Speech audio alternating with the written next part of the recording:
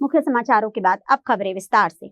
बसना विकास खंड के ग्राम दुर्गापाली में वन महोत्सव एक पेड़ मां के नाम और चरण पादुका वितरण कार्यक्रम बड़े उत्साह के साथ आयोजित हुआ। विष्णुदेव साय ने अपनी माता श्रीमती जसमनी देवी के नाम देव वृक्ष रुद्राक्ष का पौधारोपण किया और 50 तेंदुपत्ता हितग्राहियों को चरण पादुका वितरित की। कार्यक्रम में राजस्व मंत्री टंकराम वर्मा सहित अनेक जनप्रतिनिधि और अधिकारी उपस्थित थे। दुर्गापाली स्थित सिंदूर पार्क में शहीदों की स्मृति में 2.25 एकड़ भूमि पर 501 पौधे लगाने की अनूठी पहल ने नया कीर्तिमान रचा, जिसे golden book of world record में दर्ज किया गया। समारोह में गोल्डन बुक टीम ने मुख्यमंत्री को प्रमाण पत्र प्रदान किया। मुख्यमंत्री ने इस उपलब्धि को छत्तीसगढ़ के लिए गौरव का क्षण बताते हुए सभी ग्रामीणों और सहभागी संस्थाओं को बधाई दी। उन्होंने कहा कि पर्यावरण संरक्षण और शहीदों की स्मृति दोनों का संगम इस पहल को विशेष बनाता है। कार्यक्रम में सिंदूर पार्क की स्थापना की घोषणा भी की गई, जो क्षेत्र के हरित और सांस्कृतिक धरोहर के रूप में विकसित होगा। एक तो हमारे देश के यशस्वी प्रधानमंत्री श्री नरेंद्र मोदी जी ने एक पेड़ मां के नाम का अभियान पिछले साल से इस देश में शुरू किया है और पिछले साल भी छत्तीसगढ़ प्रदेश लाख से ज़्यादा वृक्षारोपण किए और इस साल भी एक पेड़ मां के नाम से अभियान जारी है। और आज बड़ा सौभाग्य का विषय है कि दुर्गापाली गांव, जो हमारे रायपुर उत्तर के जो विधायक हैं श्री पुरंदर मिश्रा जी, उनका जन्म गांव है।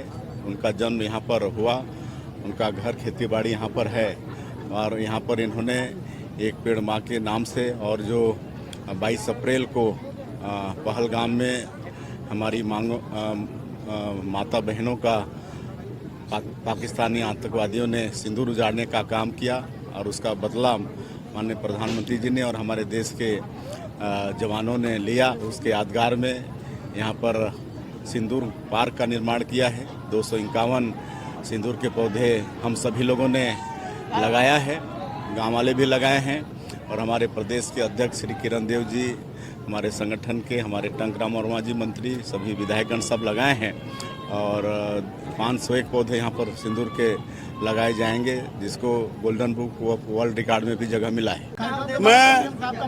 मैं मेरे ग्राम दुर्गापाली में, इस छोटे से गांव में इतने बड़े आदमी माननीय मुख्यमंत्री प्रदेश के आए, मैं हृदय से अभिनंदन करता हूं, आभार व्यक्त करता हूं। और इस गांव का, दुर्गा माता के नाम से गांव है दुर्गापाली, उनका आशीर्वाद सदा मिलते रहे।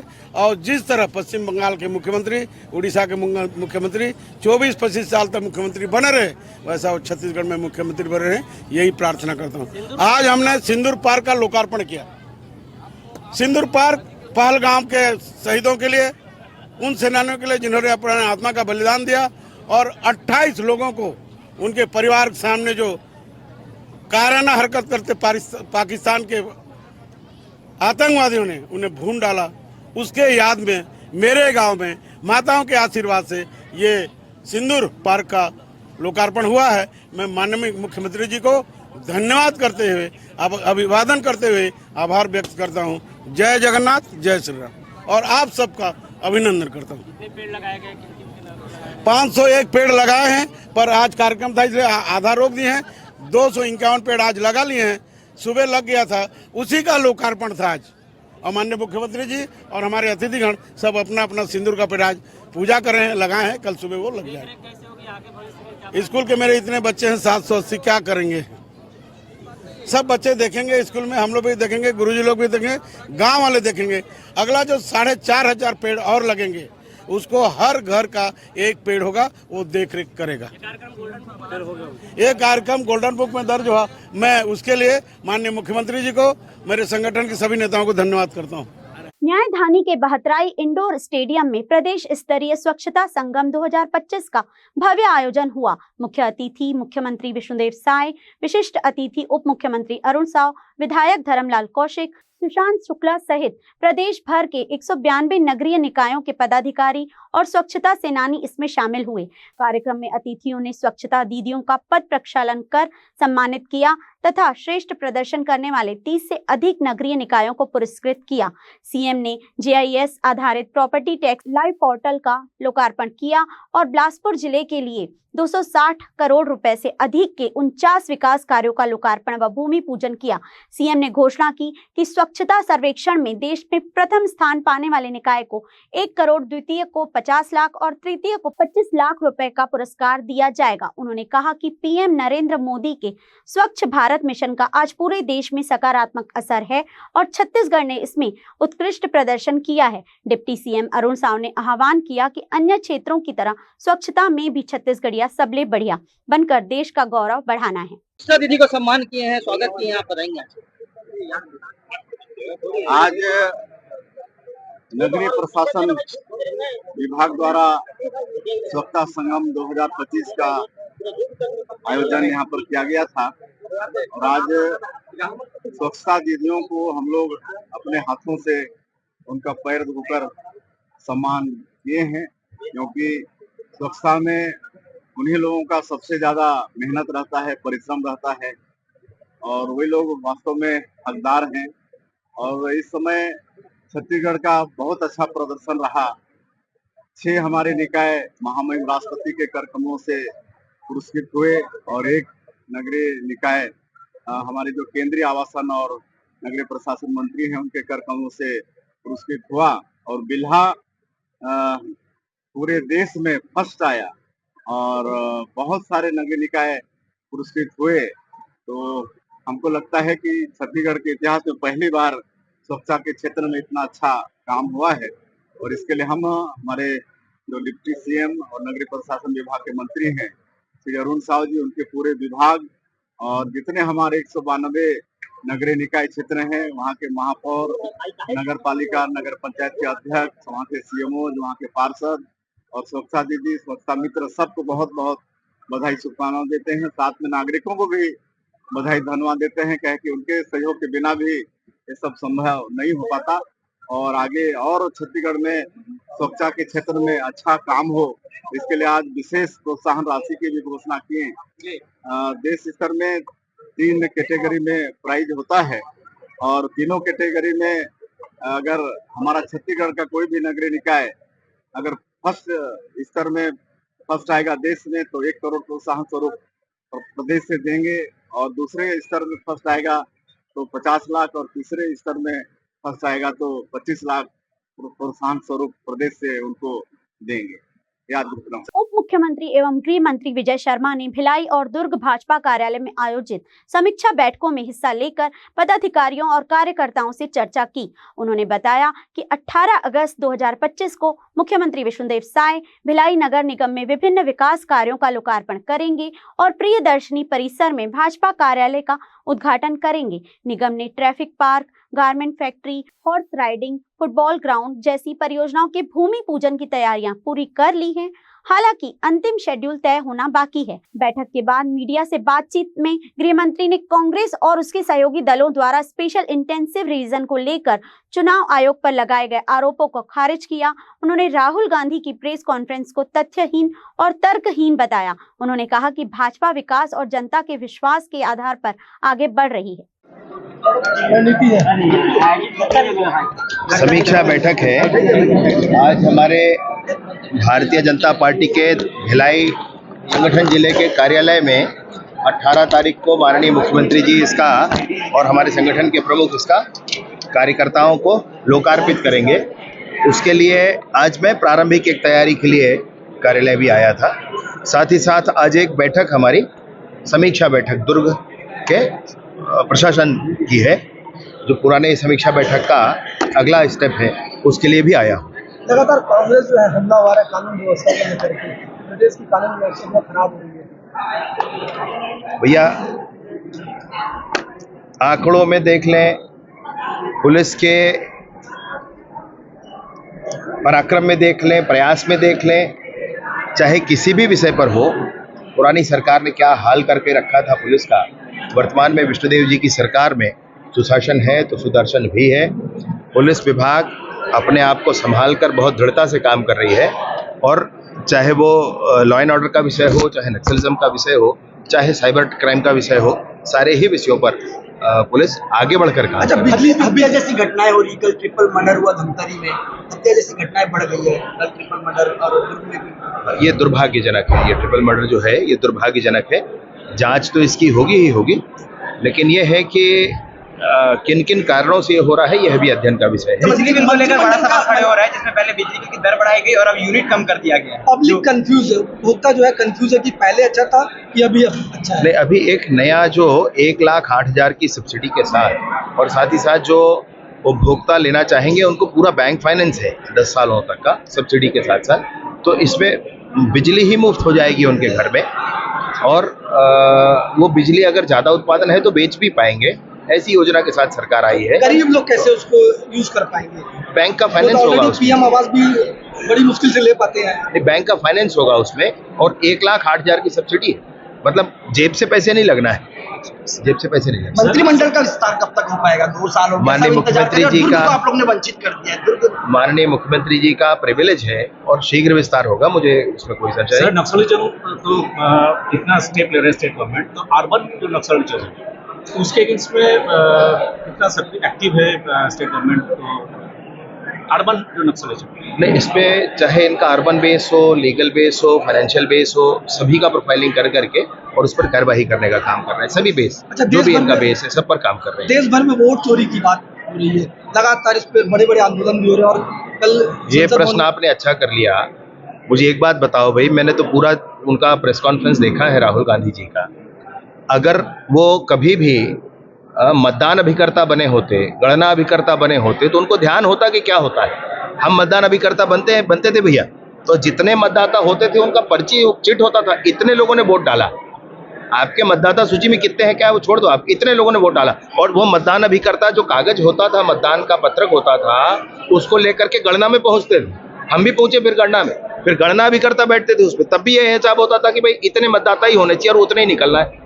तो इनका ये जो कहना है इसमें कोई तथ्य मत नहीं है। अच्छा, मुझे एक बात और बताओ आप, इन्होंने कहा कि इतने फर्जी मतदाता, अरे बिहार में फर्जी मतदाता हटा दिए SIR करके, तो उस पर कह रहे हैं कि इसको वापस लो, और वहां फर्जी मतदाता कह रहे हैं। भाई अलग अलग समय में अगर पुनरीक्षण में विभिन्न नाम जुड़े हों और उन नामों को हटाया जा रहा हो, अगर गलत है उस नामों का जुड़ना, तो इसी को तो स्पेशल इंटेंसिव रिवीजन कहते हैं ना, SIR इसी को ना कहते हैं। तो वहां जब हटाया जा रहा है तो विरोध क्यों करते हैं उसका?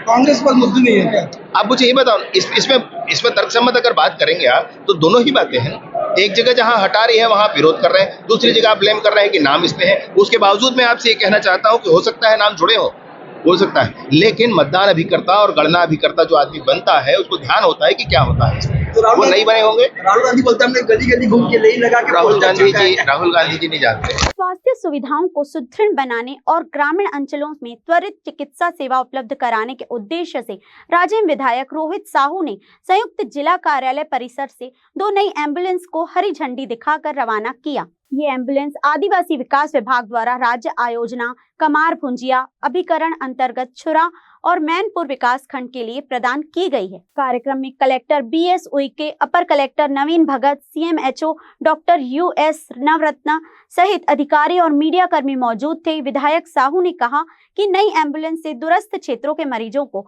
समय पर अस्पताल पहुंचाने में मदद मिलेगी। कलेक्टर ने 24 घंटे सेवाएं उपलब्ध कराने और संचालन में पारदर्शिता के निर्देश दिए। CMHO ने बताया कि दोनों एम्बुलेंस ऑक्सीजन सिलेंडर, प्राथमिक उपचार किट और अन्य आधुनिक चिकित्सा उपकरणों से लैस हैं, जिससे जिले की आपातकालीन स्वास्थ्य सेवाएं और मजबूत होंगी। पिछड़े क्षेत्रों में एम्बुलेंस सुविधा प्रदान किया है। कमार एवं भुंजिया प्रोजेक्ट हमारे यहाँ चल रहा है, उसके तहत सरकार के द्वारा स्वास्थ्य के क्षेत्र में जहाँ जहाँ हमारा कमियाँ रही है, जहाँ पर एम्बुलेंस की सुविधा कमी था, उनके लिए 2 एम्बुलेंस की व्यवस्था की गई है, जिसमें वनांचल क्षेत्र मैनपुर और दूसरा हमारा छुरा का क्षेत्र है, जहाँ पर अभी हम लोग पहुँच नहीं पाते थे। ऐसे जगहों पर आसानी से चिकित्सा सुविधा जनता को मिल सके, इसके लिए ये व्यवस्था की गई है। दोनों क्षेत्रों के लिए 1-1 एम्बुलेंस दिया जाता है। ये तो गरियाबंद जिले के लिए आदिवासी बहुल्य क्षेत्र है, विशेष पिछड़ी जनजाति का बहुल्यता है। इनको देख करके विशेष पिछड़ी जनजाति योजना कमार परियोजना के अंतर्गत भुजिया के अंतर्गत आज 2 एम्बुलेंस की व्यवस्था उस योजना के तहत कराएं हमारी सरकार की ओर से, जिसके लिए मैं माननीय मंत्री जी और माननीय मुख्यमंत्री जी को मैं बहुत बहुत जिलेवासियों की ओर से आभार व्यक्त करता हूं, जो आज यहाँ विशेष पिछड़ी जनजाति परिवार के लोग को स्वास्थ्य सुविधा मिल सके, समय में यदि कहीं कोई ज़रूरत पड़े तो एम्बुलेंस उनके घर तक पहुँच सके। इस योजना को धरातल तक लाने की हमारे माननीय मुख्यमंत्री जी की मंशा थी, जो आज गरियाबंद जिले में 2 एम्बुलेंस का सौगात मिला है, जिसके लिए हमारे ज़िले के कलेक्टर साहब, हमारे नवीन भगत जी और पूरे विभाग मिलकर के बहुत सुंदर ढंग से आज औपचारिक पूजा अर्चना की है। आज एम्बुलेंस आज से शुभारंभ हो जाएगी। एक मैनपुर में दे रहे हैं, मैनपुर के आसपास क्षेत्रों में जाएगी, और एक एम्बुलेंस छुरा क्षेत्र में दे रहे हैं।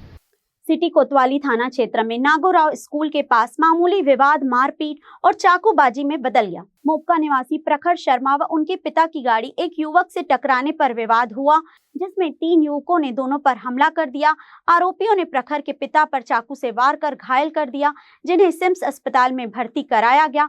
बताया गया कि एक आरोपी हाल ही में जेल से छूटकर आया था। घटना की गंभीरता को देखते हुए कोतवाली पीआई देवेश राठौर ने तत्काल कार्रवाई कर तीनों आरोपियों को कुछ घंटों में गिरफ्तार कर उनका जुलूस निकाला।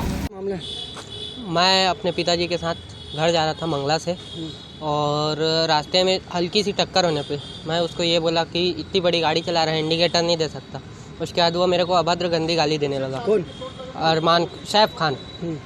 उसके बाद वो मेरे गाड़ी साइड किया, 4-5 युवक बुलाकर धारदार हथियार से मेरे पिताजी पे हमला कर दिया, और मेरे को ये बोला कि अभी मैं 4-5 दिन पहले जेल से मर्डर के केस पे छूट के आया हूँ, हम लोग से पंगा लेगा, जान से मार देंगे करके धमकी देके वो चल दिया। मैं सीधा अपने पिताजी को लेके। आपका रहना कहाँ था? मोपका बिलासपुर। आप कहाँ जा रहे थे? मैं मोपका अपने घर जा रहा था। उन लोग कहाँ से किधर आ रहे थे? उन लोग आ रहे थे गांधी चौक साइड से। आपका नाम है? प्रखर शर्मा। कल रात्रि प्रार्थी प्रखर शर्मा के द्वारा थाना आकर एक रिपोर्ट दर्ज कराया कि ये और इसके पिताजी दोनों मंगला से अपने घर सरकंडा जा रहे थे, और जूना बिलासपुर के पास ही एक जावा मोटरसाइकिल के साथ आमने सामना हुआ था, जहां पर जावा मोटरसाइकिल वाले के द्वारा गाली गलौज दिया गया और उसके साथ मारपीट की गई। अपने साथियों को बुलाकर उसको धारदार हथियार से हमला किया है। प्रार्थी की रिपोर्ट पर त्वरित कार्रवाई करते एफआईआर दर्ज कर उसे मुलाहिजा के लिए सिम्स भेजा गया। आरोपियों की खोजबीन की गई। जावा मोटरसाइकिल जो चला रहा था आरोपी, उसकी पहचान की गई, जो जूनापाड़ा निवासी सैफू का पता चला था, और उसके अन्य साथियों की पता तलाश कर त्वरित ही कार्रवाई करते हुए उसकी गिरफ्तारी की गई।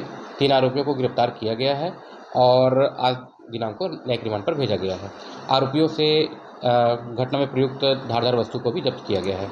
श्री श्याम मंडल रायगढ़ द्वारा आयोजित 27वां श्री कृष्ण जन्माष्टमी महोत्सव 14 से 18 अगस्त तक धूमधाम से मनाया जाएगा। श्याम बगीची परिसर में 10,000 वर्ग फुट का वाटर प्रूफ पंडाल तैयार किया गया है, जहां पंचमुखी गणेश, माखन चोरी, अशोक वाटिका, वीर बर्बरिक, शीशदान, गोवर्धन धारण, गंगा अवतरण, कंसवत सहित अनेक स्वचालित झांकियां श्रद्धालुओं की दर्शनार्थ लगाई जाएंगी। इस वर्ष का विशेष आकर्षण फूल बंगला होगा, जिसे कोलकाता के कलाकार सजाएंगे। सुरक्षा के लिए हाई सीसीटीवी कैमरे, बैरिकेड, सुरक्षा गार्ड व पुलिस ट्रैफिक विभाग की तैनाती की गई है। 16 अगस्त की अर्धरात्रि को भगवान श्री कृष्ण का अलौकिक श्रृंगार, भजन कीर्तन, 56 भोग और फूलों की वर्षा के साथ जन्मोत्सव मनाया जाएगा। समापन 18 अगस्त को विशिष्ट गणों की उपस्थिति में होगा। फ्रेंड्स, आज श्री श्याम मंडल द्वारा आयोजित यह 27वां जन्माष्टमी महोत्सव के संबंध में रखा गया है, जो 5 दिवसीय है, जो 14 अगस्त से लेकर 18 अगस्त तक श्री श्याम बगीचे में मनाया श्याम मंदिर में मनाया जा रहा है। एवं 14 अगस्त को गोस्वामी गोविंद बाबा वृंदावन श्रीधाम वृंदावन से पधार रहे हैं। उनके द्वारा उनके श्री हाथों से इस मेले का जो उद्घाटन किया जाएगा, और इसमें हमने 15 स्वचालित झांकियों का हमने प्रदर्शन का रखा हुआ है, और 3 झांकियां हमारे श्याम मंदिर के अंदर में है। 15 सारी झांकियाँ स्वचालित हैं। ऑपरेशन सिंदूर का भी आप लोगों ने? जी, इसमें ऑपरेशन सिंदूर हो गया। एक महाकुंभ के जो इलाहाबाद में महाकुंभ हुआ तो उसके संबंध में, और एक छत्तीसगढ़ी के गौरी गौरा गणपति, ऐसा करके 15 झांकियाँ हमने धार्मिक, सामाजिक और देशभक्ति से के संबंध में रखा है, जिसमें करीब सुरक्षा के दृष्टिकोण से सीसी कैमरे लगाए जा रहे हैं, फायर ब्रिगेड की पूरी व्यवस्था है और जो गैस वाली जो अग्निशमन यंत्र जो होते हैं वो रखा गया है यहाँ पर। जी श्याम मंदिर में अब की बार हम जैसे जो वृंदावन में बांके बिहारी मंदिर में जो फूल बंगला बनता है वैसा हम फूल बंगला बनाने का इस वर्ष विचार किया है। 5 दिवसीय फूल बंगला तो मंदिर के सामने में रहेगा हमारा, और 1 दिवसीय फूल बंगला जो ताज़े फूल से कलकत्ता से आ रहा है वो 16 तारीख को बनाया जाएगा यहाँ पर। 16 तारीख को रात्रि 12 बजे श्री कृष्ण जन्मोत्सव मनाया जाएगा मंदिर के अंदर में, जिसको बड़े धूमधाम से मैं सभी पत्रकार हमारे बंधुओं के माध्यम से सभी हमारे भक्तों से आग्रह करूंगा कि 5 दिवसीय कार्यक्रम को यहाँ पर आकर भव्यता से मनाएं और 16 तारीख को जो जन्माष्टमी है, अष्टमी के दिन रात्रि 12 बजे आकर जन्मोत्सव मनाना है। कोतवाली पुलिस ने सोनिया नगर में हुई लाखों की चोरी के मुख्य आरोपी धीरज शर्मा को उर्दना चौक के पास चलते बस से गिरफ्तार कर बड़ी सफलता हासिल की। धीरज घटना के बाद वृंदावन में छिपा हुआ था। पूछताछ में सामने आया कि चोरी के माल को उसके बचपन के दोस्त मीर रिजवान अली ने छिपाने में मदद की, जिसे पहले ही पुलिस ने संदिग्ध मानकर उसके पास से 4 सोने के बिस्किट, 3 चांदी की सिल्ली और 3 सोने की अंगूठियां बरामद की थी। मामला 25 जून का है, जब सोनिया नगर निवासी व्यापारी अनूप अग्रवाल के घर से 42 लाख रुपए के अधिक से गहने, नकदी और अन्य सामान चोरी हुआ था। धीरज ने पहचान छिपाने के लिए सीसीटीवी डीवीआर भी निकाल कर फेंक दिया था। गिरफ्तारी के समय उसके पास से 2 स्कूटी और 1 मोबाइल बरामद हुए। दोनों आरोपियों को रिमांड पर भेज दिया गया है। 25 जून को कोतरा रोड सोनिया नगर निवासी कपड़ा व्यवसायी अनूप अग्रवाल के द्वारा थाना में रिपोर्ट दर्ज कराया गया था कि उनके जो बुटीक है वहां से 23 तारीख के दरमियानी रात को 4 नग सोने की बिस्किट, 3 अंगूठी और कुछ केस जो है किसी अज्ञात आरोपी के द्वारा चोरी कर ले गए हैं। साथ ही जो उनके घर में लगे हुए कैमरे हैं उसका डीवीआर को भी चोर के द्वारा चोरी करके ले गया है। उसके रिपोर्ट पर से थाना कोतवाली में अपराध क्रमांक 312/2025 धारा 331, 4, 305 BNSS तथा अपराध पंजीबद्ध कर अब विवेचना में लिया गया था। विवेचना के दौरान आसपास के सीसीटीवी कैमरा वगैरह का पड़ताल किया गया, जिसमें पता चला कि उनके घर में जो 2-3 साल से पूजा करने वाले हैं धीरज शर्मा, जो निकले महादेव के पंडित हैं, उनके घर में आना जाना था। साथ ही उनका जो पुत्र आयुष है उनके साथ उसका दोस्ती यारी था, तो आए दिन वहाँ उनके घर आना जाना होता था। और जब भी बाहर रहते थे ये अनूप अग्रवाल, तो उनके घर में वो साथ में सोते वगैरह भी थे। तो जो धीरज शर्मा है उनको उनके घर के बारे में पूरी जानकारी थी कि उनके घर में क्या क्या सामान वगैरह कहाँ कहाँ रखे जाते वगैरह हैं। तो जो भी घर में जो उनका लाकर है जहाँ पर 4 नग सोने की बिस्किट रखा हुआ था, साथ ही जो केस थे उसका चाबी जो उनका लड़का है आयुष अग्रवाल वो रखा हुआ था, जिसको रात में इन्होंने पिज्ज़ा खाने के बाद बीपी की दवाई आयुष अग्रवाल लेना बताया गया है। उसके बीपी की दवाई की जगह में उसको नींद की दवाई दे दिया गया था। और जैसे ही जो उनका लड़का आयुष अग्रवाल है सोया, उसके बाद वो चाबी से जो उनका लाकर था वहाँ से 4 नग सोने की बिस्किट और 3 नग अंगूठी और कुछ केस को चोरी करके जो है। आज के बुलेटिन में बस इतना ही। मुझे दीजिए इजाजत। देखते रहिए हॉर्नबिल टीवी।